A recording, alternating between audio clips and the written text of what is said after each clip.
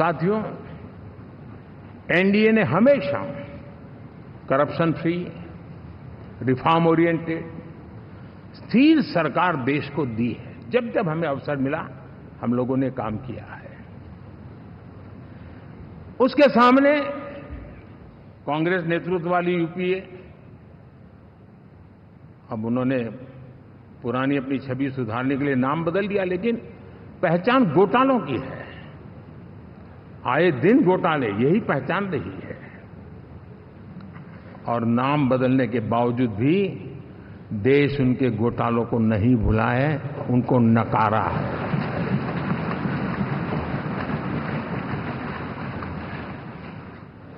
और मैं कह सकता हूं साथियों, इंडी अलायंस वालों ने एक व्यक्ति का अपोज करने के वन पॉइंट एजेंडा के कारण देश की जनता ने उनको ही ऑपोजिशन में बिठा दिया है।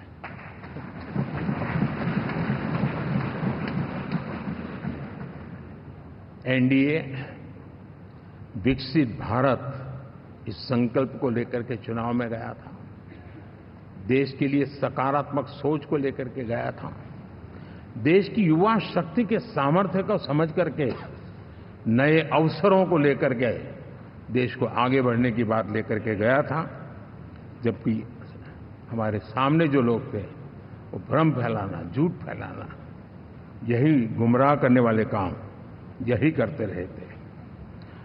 अब एनडीए और उनका देखें, इवन नामांकन में जाएंगे तो भी आपको देखेगा उनका चुनाव प्रचार, उनका नामांकन। हम लोगों का एक एक दृश्य देख लीजिए और उनका एक एक दृश्य देखिए, कितना बड़ा अंतर है। हर चीज में उनका कैरेक्टर दिखाई देता है। और क्या रहा, फोटो ऑप के लिए तो उन्होंने अलायंस घोषित कर दिया, लेकिन कितने ही राज्यों में वो आपस में लड़ते रहे हैं, चुनावी जंग में एक दूसरे की पीठ में छुरा भोंकते रहे हैं। कभी उन्होंने कहा कि ये तो हमारा वैचारिक अलायंस है, वो विचार लेवल पर ठीक है, बाकी नीचे तो हमारा अपना हम तैयार करेंगे। और अब फिर उन्होंने कहा कि भाई हम तो सीट के आधार पर अलायंस करेंगे, टोटल न भी करें। ये भी खेल खेला। और अभी अभी तो चुनाव पूरा शुरू कर दिया कि ये तो हमारा अलायंस लोकसभा के चुनाव के लिए ही था, बाद में नहीं है, ये भी शुरू कर दिया। यानी मैंने बहुत पहले कहा था कि आप देख लेना 4 जून के बाद बिखराव शुरू हो जाएगा, और वो शुरू हो चुका है। इसका मतलब ये हुआ कि वो सिर्फ और सिर्फ सत्ता सुख के लिए एक दूसरे का साथ देने की कोशिश करते थे, लेकिन उनमें उनका अगर स्वार्थ निश्चित होता तो साथ देना, वरना नहीं देना, ये कैरेक्टर था। साथियों, ये लोग कितने ही बड़े झूठे बोलते रहे हैं। और आप देखिए, चुनाव के समय उन्होंने देश के सामान्य नागरिक को गुमराह करने के लिए जो पर्चियां बांटी कि ये देंगे और वो देंगे और टिकना देंगे, फलाना देंगे। 2 दिन से मैं देख रहा हूं कि कांग्रेस के दफ्तरों पर लोग कतार लगा के खड़े हैं कि पर्ची है, 1 लाख रुपया कहां है, लाओ भाई, मांग रहे हैं लोग।